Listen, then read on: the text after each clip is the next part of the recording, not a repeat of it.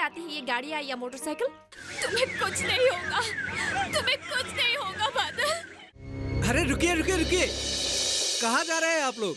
आइए आइए, सुनिए सुनिए, जरा नजदीक आइए। अरे भाइयों, ये सचमुच का एक्सीडेंट नहीं था। तो क्या था? ये सिर्फ एक नाटक था। नाटक? हाँ। प्रदीप! हाँ? क्या हुआ? क्या हुआ पूर्णिमा? क्या हुआ तुम्हें? आप ठीक तो हो ना? हाँ मैं तो ठीक हूँ, लेकिन लगता है तुमने कोई बुरा सपना देखा है। रुको 1 मिनट। बस मेरा काम अच्छा होना चाहिए। चलो मैं तुम्हें मेरा मकान दिखाता हूँ। चलिए। चलो। कहिए, मैं आपकी क्या सेवा कर सकता हूँ? सर, मैं प्रधानमंत्री जीवन सुरक्षा बीमा योजना के बारे में जानना चाहती हूँ। अच्छा, बहुत ही अच्छी बात है। देखिए, प्रधानमंत्री जीवन सुरक्षा बीमा योजना हमारे देश के माननीय प्रधानमंत्री जी द्वारा शुरू की गई मूलतः एक दुर्घटना बीमा है। और इस बीमा के अंतर्गत अगर किसी व्यक्ति की किसी भी दुर्घटना में अगर मृत्यु हो जाती है तो बीमा धारक या उसके उम्मीदवार को सरकार द्वारा एक सहायता राशि प्रदान की जाती है। और ये राशि 1 लाख से लेकर 2 लाख तक हो सकती है। इसके बारे में मुझे थोड़ा सा पता चला था। हाँ, और दूसरी बात, 12 साल से लेकर 70 साल तक का कोई भी व्यक्ति इस बीमा से लाभ प्राप्त कर सकता है। आपको सिर्फ या बीमा धारक को सिर्फ सालाना 12 रुपए का भुगतान करना पड़ता है, और वो भी आपके खाते से अपने आप काट लिया जाएगा। तो सर, इसका मतलब हुआ कि हर व्यक्ति का एक अकाउंट होना जरूरी है? बिल्कुल। आपको एक फॉर्म दिया जाएगा। उस फॉर्म में आपको आपके खाते की जानकारी भरनी होगी। उसे फिर हमारे ब्रांच में जमा करना पड़ेगा, और एक निर्धारित तिथि पर आपके खाते से 12 रुपए काट लिए जाएंगे। सर, ये 1 लाख और 2 लाख रुपए की राशि? हाँ, देखिए, इसके बारे में मैं आपको विस्तार से समझाता हूँ।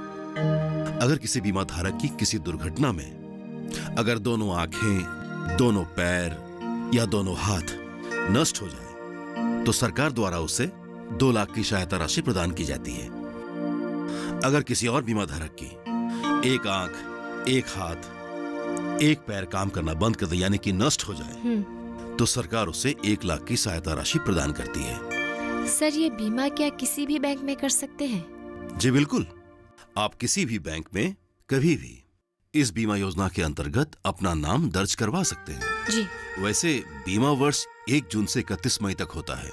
उसके बाद फिर से आपके अकाउंट से 12 रुपए काट लिए जाएंगे। अच्छा, आपके किसी बैंक में कोई अकाउंट है? नहीं सर। तो एक काम कीजिए, आप काउंटर नंबर 2 पे जाइए और हमारे ब्रांच में आपके नाम पर अपना खाता खोल लीजिए। उसके बाद आपका नामांकन प्रधानमंत्री सुरक्षा बीमा योजना में हो जाएगा। पर सर, मैं तो ज्यादा पैसा नहीं लाई हूँ। नहीं, उसकी चिंता मत कीजिए आप। अभी हमारे बैंक में हम लोग प्रधानमंत्री जनधन योजना के अंतर्गत खाते खोल रहे हैं, जहाँ पर 0 बैलेंस पर भी खाता खोला जा सकता है। और उसके लिए आपको आवश्यक कोई डॉक्यूमेंट्स या फोटोग्राफ वगैरह तो आप लाई होंगी? हाँ, वो तो मैं लाई हूँ। ये तो बहुत ही अच्छी बात है। आप स्वयं हमारी शाखा में आकर इस बीमा योजना को समझकर उसे करवाने के लिए तत्पर हैं। इससे खुशी की बात और क्या हो सकती है। बस आपसे एक ही आग्रह है। जी बोलिए।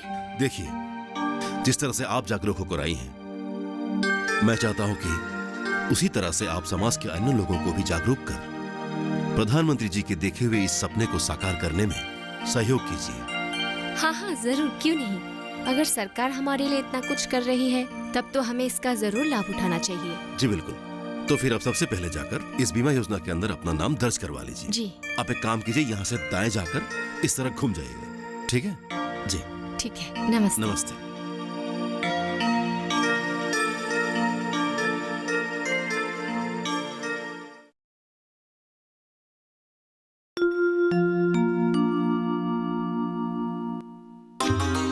कैसे हो विमल? ठीक हूँ चाचा, काम उठाइए। रहीम चाचा, नमस्ते। अरे पूर्णिमा, तुम यहाँ? जी, जरूरी काम थे इसीलिए आई थी। बैंक में? हाँ। साथ में प्रदीप नहीं आया? वो कहीं गए हैं क्या? नहीं, उन्हें तो पता भी नहीं कि मैं बैंक में आई हूँ। मेरा कुछ जरूरी काम था तो मैं चली आई। ओह, तुम्हें कभी पहले बैंक में आते हुए नहीं देखा ना, इसलिए पूछा। वैसे कौन सी जरूरी काम से आना हुआ? चाचा जी, प्रधानमंत्री जी ने प्रधानमंत्री जीवन सुरक्षा बीमा योजना के नाम से एक बीमा योजना शुरू की है। प्रधानमंत्री जीवन सुरक्षा बीमा योजना, ये क्या है? सुरक्षा बीमा योजना, पीएम सुरक्षा बीमा योजना, घर का सपना है, घर घर ये खुशियाँ आए, सपना सजाए हम। 12 रुपया साल में एक बार, 2 लाख की सिक्योरिटी अपनों को दे दो यार। सुरक्षा बीमा योजना। तो आप समझे? वो ऐसी बात है। जी। ये तो बहुत अच्छी योजना है, हर एक को इस योजना का लाभ उठाना चाहिए। तो चलिए चाचा जी, आपका नाम भी इसी योजना के तहत अभी दर्ज करवा देते हैं। अब मैं ये करके क्या करूँगा?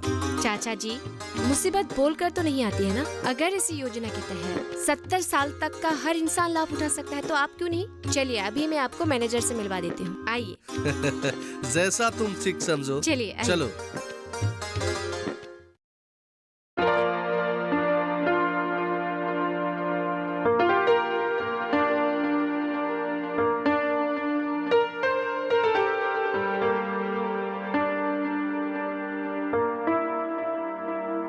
दीदी, हाँ, माँ आज कहाँ गई है?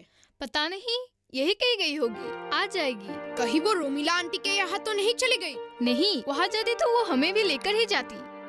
वो देखो, माँ आ गई। अरे तुम लोग आ गए? हाँ माँ। अच्छा। माँ। अरे वाह, तुम लोग आज इतने जल्दी आ गए? हाँ माँ, हमारे स्कूल में आज एक सरकारी ऑफिसर आए थे, उनके साथ एक बड़ी मीटिंग हुई और फिर छुट्टी। अच्छा ठीक है, रुको मैं ताला खोलती हूँ। हाँ।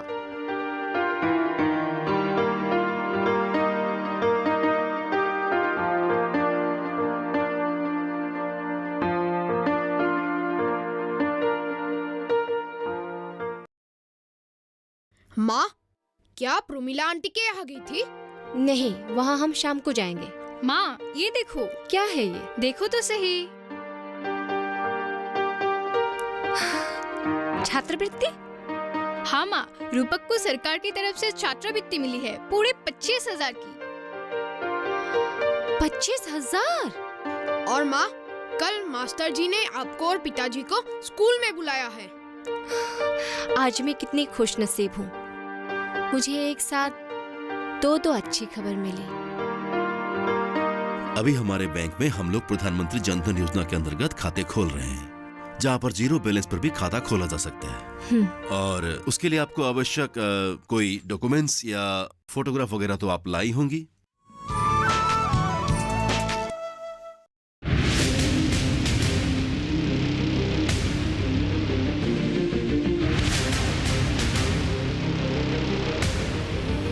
जब तपती है धरती, सूरज उगलता है आग, ठंड में जब सर्दी जमा देती सबके हाल, सब छुप जाते अपने अपने घरों में, तब बाहर निकलता सिर्फ एक इंसान, भरने के लिए हम सबका पेट, खून को पसीने की तरह देता बहा, थक जाता, झुलस जाता, हो जाता बीमार, तब उसकी सेहत का ध्यान रखता सिर्फ डीडी किसान।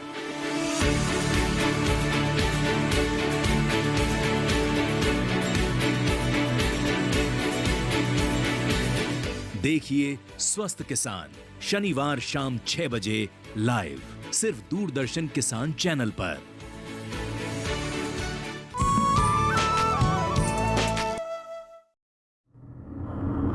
आगे बच्चों। हाँ पिताजी। पिताजी, ये देखिए। हाँ ठीक है। आप आ गए? हमारी रूपक को ये। हाँ हाँ मुझे पता चला है, लेकिन तुम मुझे एक बात का जवाब दो, आज तुम बैंक क्यों गई थी? ओ बैंक? बैंक मतलब क्या मतलब कर रही हो? मैंने तुम्हें इस योजना के चक्कर में समय बर्बाद करने के लिए मना किया था कि नहीं? पर इसमें समय बर्बाद कैसे है? ये तो मुझे समझाने की कोशिश मत करो, ऐसे बेकार के कामों में समय बर्बाद करने से मुझे अच्छा नहीं लगता। बेकार का काम? सरकार हमें इतनी सुविधाएं देना चाहती है और आप उन्हें बेकार का काम कह रहे हैं? चुप।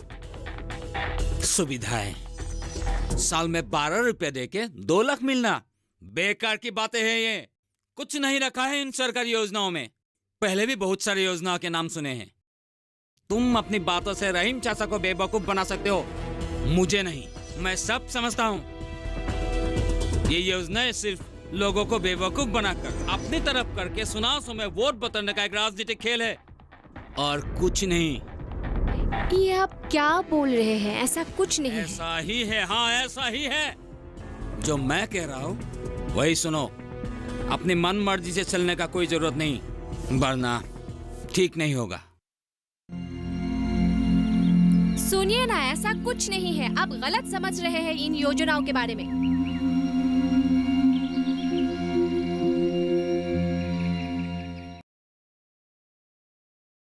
दीदी दीदी, हाँ। ये देखो, पिताजी ने मुझे नया बैग दिलवाया। वाह, कितना अच्छा है। पिताजी मेरी। तुम्हारा भी ड्रेस सिल कर रेडी है, माँ के साथ जाकर ले आना। अच्छा। पूर्णिमा, अरे ओ पूर्णिमा। माँ घर पर नहीं है। उफ, फिर सुरक्षा योजना। अरे आप लोग आ गए। मामा देखो, पिताजी ने मुझे नया बैग दिलवाया। अरे बा, बहुत सुंदर है। तुम्हारा क्या आजकल घर पर रहने का भी समय नहीं है? तुम्हें समझा समझा कर मैं थक गया हूँ। एक दिन आपको मेरी बात जरूर समझ में आ जाएगी। अब आप मुँह हाथ धो लीजिए, मैं चाय बना के लाती हूँ। बेटा आजा, तू भी आ। प्रदीप। अरे रहीम चाचा, आइए आइए।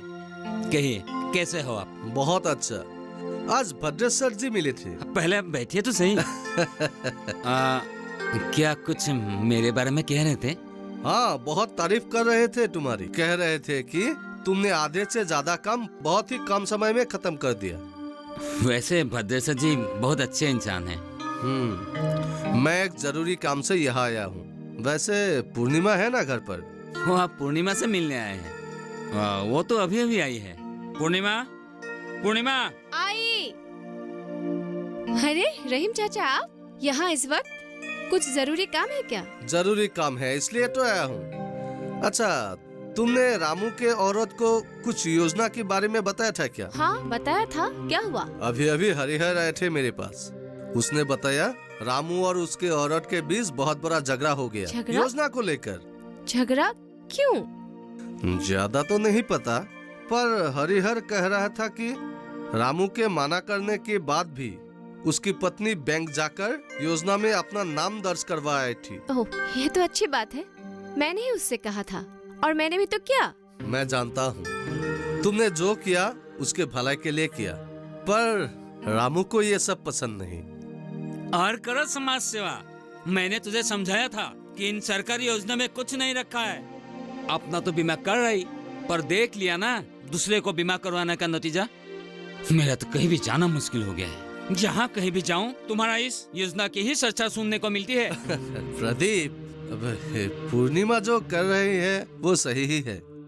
अच्छा पूर्णिमा, तुम एक बात का ध्यान रखना, जब भी किसी को समझाओ तो इस बात का ख्याल रखना कि कहीं। मैं समझ गई चाचा जी, आप चिंता मत कीजिए। और रही बात रामू की, मैं उसको समझा दूंगी। ठीक है, तो मैं अभी चलता हूँ। ठीक है।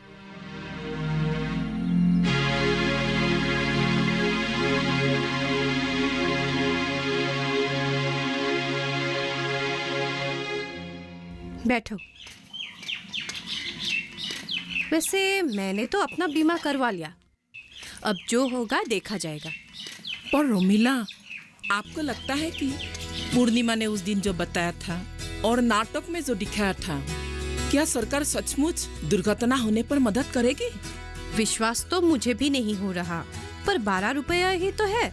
पर 12 रुपया करके देश के करोड़ों लोगों से कितना पैसा सरकार वसूल करेगी? अगर दुर्घटना होने पर? जैसे मैंने कहा था, दुर्घटना होने पर सरकार हमें सहायता भी करेगी। अरे पूर्णिमा, आओ आओ।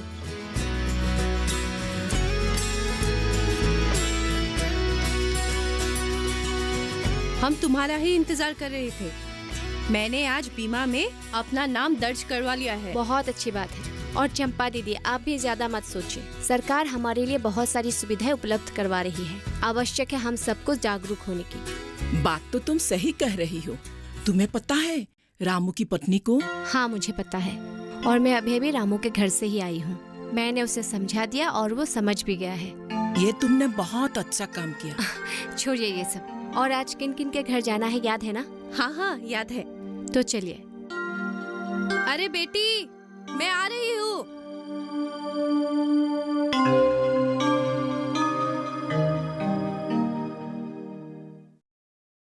रंजन, मालिक आपने मुझे बुलाया? ये प्रदीप अभी तक क्यों नहीं आया? आ जाएगा मालिक।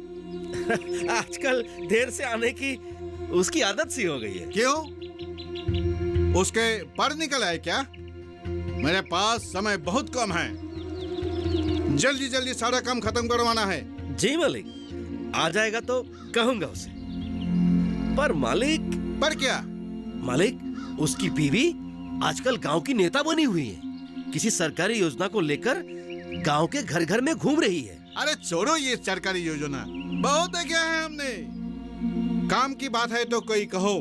मालिक, उस योजना में 2 लाख का दुर्घटना बीमा होता है, लोन भी मिलता है। सब लोग कर रहे हैं। तो करने दो ना, हमें क्या फर्क पड़ेगा। तुम ये योजना की बात छोड़ो और प्रदीप से जल्दी मेरा काम खत्म करवाओ। मालिक, एक बात और है। अरे क्या बात है? जल्दी बोलो, जल्दी बोलो। प्रदीप कह रहा था कि वो अपना एक खुद का फर्नीचर हाउस खोलेगा। क्या? नहीं नहीं, ऐसा नहीं हो सकता। वो पागल हो गया है क्या? व्यापार करना इतना आसान नहीं है। जब नुकसान होगा तबाह हो जाएगा। समझाओ उसे, गरीब आदमी है वो। जी मालिक, समझाऊंगा उसे। हाँ, और सुनो, जल्दी ही मैं एक फर्नीचर का कारखाना खोलूंगा। उसे मैं हेड मिस्त्री बनाऊंगा। बोलना उसे। जा तू अभी। जी मालिक।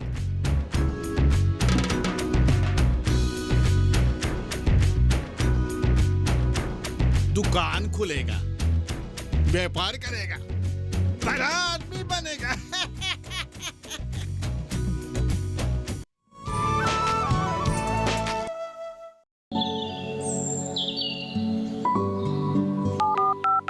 लोग कार्यक्रम के पहले कॉलर जुड़ गए होंगे। इस बीच हमारे पास कुछ ईमेल्स भी आए हैं। सवाल पूछिए अपना। कैडेट में जो मकान पैदा करेंगे, इनमें कौन सी सावधानी बरतनी है? गर्म इलाकों के लिए आप HRM 99 इनसे आप कुछ फल ले सकते हैं। जैस्मीन के पेड़ पे जैस्मीन फल उसको पूरी खुली धूप चाहिए। फसल में कीट लगा हो या कोई बीमारी पशुपालन में हो। नमाज का वक्त था ना, इसलिए थोड़ा देर हो गया। चलो कोई बात नहीं। अब बाकी लोग कहाँ हैं? सब निकल चुके हैं, नाम घर के सामने हमारा इंतजार कर रहे हैं। ठीक है, वहीं से एक साथ निकल पड़ेंगे। सुनो, हमें पूर्णिमा के साथ झगड़ना नहीं है, बस उससे जानकारी हासिल करना है। ठीक है, चलो।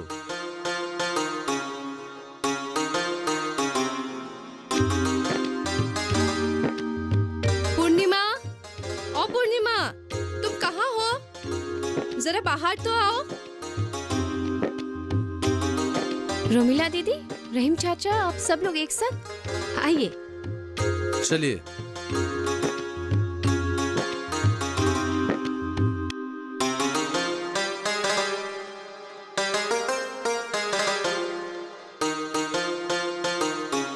बात ये है कि चंपा के पति को गुजरे आज 2 महीने हो गए। हाँ, वो तो मुझे पता है, पर हुआ क्या? हुआ क्या? तुम्हें पता नहीं है क्या? चंपा के पति की मृत्यु सड़क दुर्घटना में हुई थी। हाँ पता है, लेकिन उसने आपके ही समझाए अनुसार सुरक्षा बीमा योजना में अपना नाम भी दर्ज करवाया था। वो भी पता है, पर हुआ क्या? तुम्हारे कहे अनुसार मैंने और मेरे पति ने योजना में अपना नाम दर्ज करवाया था, पर भगवान को हमारा साथ ज्यादा मंजूर नहीं था, इसलिए वो जल्दी मुझे छोड़कर चले गए।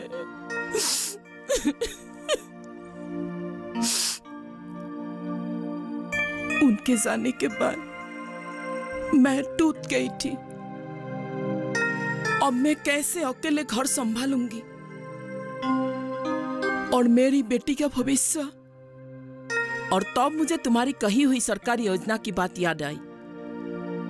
मैंने सोचा सरकार मदद करेगी, पर आज 2 महीने हो गए, कुछ नहीं हुआ। सीधी सी बात है पूर्णिमा जी, आपने जो बोला था कि इन्हें 2 लाख रुपया मिलेंगे, तो अभी तक क्यों नहीं मिले? अरे मिलेगा कहाँ से? सरकार जो कहती है वो करती नहीं, लोगों को उल्लू बनाने का योजना बनाती है सरकार। आप लोग यहाँ क्या बात है रहीम चाचा? अब ये तो बेचारी चंपा ही बताएगी। मैं यहाँ अपने सवालों का जवाब मांगने आई हूँ। क्यों मुझे झूठे सपने दिखाए गए? क्यों मेरी भावनाओं के साथ खेला गया? पति के जाने के गम को जैसे जैसे भुला रही थी, पूर्णिमा ने बड़े बड़े सपने दिखाया। सोचा सरकार कुछ मदद करेगी तो अपनी बाकी की जिंदगी अच्छे से गुजार लूंगी और बेटी को भी अच्छी परवरिश दूंगी। पर सब सपने टूट गई। आज 2 महीने बाद भी मुझे कुछ नहीं मिला। आखिर जब कुछ मिलना ही नहीं था तो मुझे सपने क्यों दिखाएं? जवाब दो पूर्णिमा। आप चिंता मत कीजिए चंपा दीदी, मैं खुद बैंक जाकर चेक करूंगी कि आपको पैसा क्यों नहीं मिला। मैं नहीं जानती। अगर मुझे सपने दिखाए हैं तो पूरा भी करो।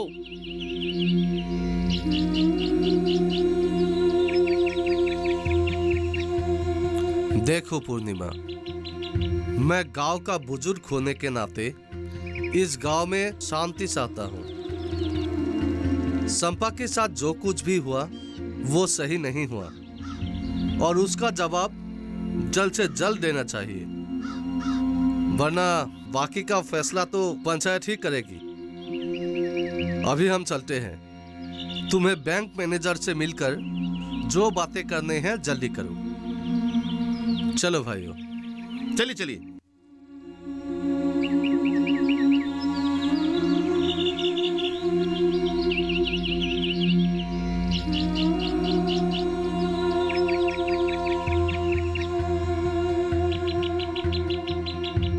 अब दो जवाब।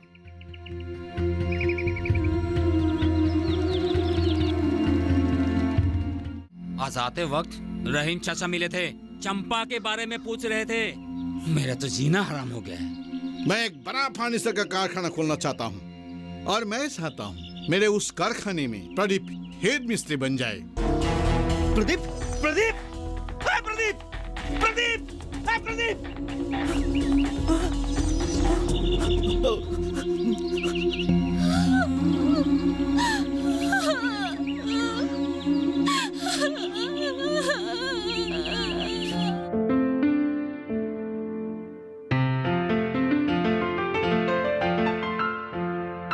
सुरक्षा बीमा योजना, पीएम सुरक्षा बीमा योजना।